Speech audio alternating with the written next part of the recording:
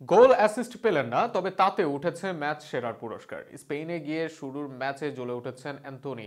লা লিগার ফর্মে থাকা ক্লাব অ্যাথলেটিকো ক্লাবের বিপক্ষে শুরুর ম্যাচে নেমেই ম্যাচ সেরার পুরস্কার এসেছে অ্যান্তোনির কাছে। শুরুর ম্যাচে অ্যান্তোনির এই ফেরায় তাকে নিয়ে তৈরি হয়েছে আবারও প্রত্যাশা। অ্যান্তোনির ফেরা ও তার ম্যান অব দ্য ম্যাচ হওয়া নিয়ে বিস্তারিত থাকছে প্রতিবেদনে। ম্যাচ শেষে তাই রিয়াল বেতিস কোচ জানালেন তিনি অবাক নন। অ্যান্তোনির কাছ থেকে এই লোনে তার আরও প্রত্যাশা থাকবে। অ্যান্তোনি তার জন্য নিয়ে আসবেন আরও অনেক কিছুই। এমনকি অ্যান্তোনির কোয়ালিটিকে শীর্ষ হিসেবে উল্লেখ করেন এই চিলিয়ান অভিজ্ঞ কোচ।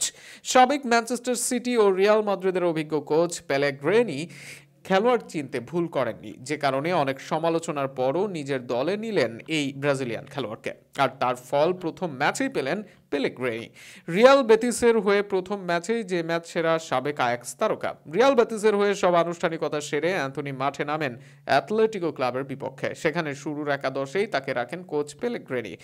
আর নেমে কোচের কথার প্রতিদান দেন অ্যান্থনি। এদিন ৮৩ ভাগ হারে ২০টির সঠিক পাস দিয়েছেন অ্যান্থনি।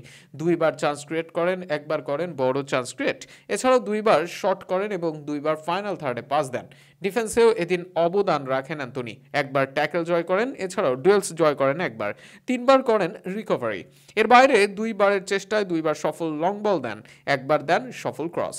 এর আগে আয়াক্সে নিজের ঝলক দেখিয়ে আলোচনায় আসেন অ্যান্থনি। এরপর তাকে নিজেদের ডেরায় আনে ম্যানচেস্টার ইউনাইটেড। তবে সেখানে গিয়ে সেভাবে নিজেকে মেলে ধরতে পারেননি এই ব্রাজিলিয়ান। এরপর কোচ বদল হয়, রুবেন আমিরো আসেন দলে। সময় দেওয়ার জন্য তাকে পাঠান লোনে। আর সেখানে এসে এবার মেলে ধরার চেষ্টা অ্যান্থনির।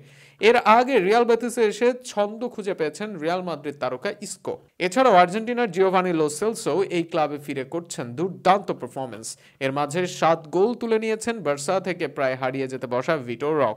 সব মিলিয়ে তাই রিয়াল বেতিস হতে পারে অ্যান্থনির ফেরার জন্য আদর্শ জায়গা। অ্যান্থনির মাঝে উইংয়ের সব ধরনের প্রতিভা আছে, যে কারণে টানা ব্যর্থ হবার পরও কোচরা তাকে নিয়ে রাখে ভরসা। এবার দেখা যাক ভরসার প্রতিদান দিয়ে আবারও আয়াক্সের অ্যান্থনি হতে পারেন কিনা এই ব্রাজিলিয়ান।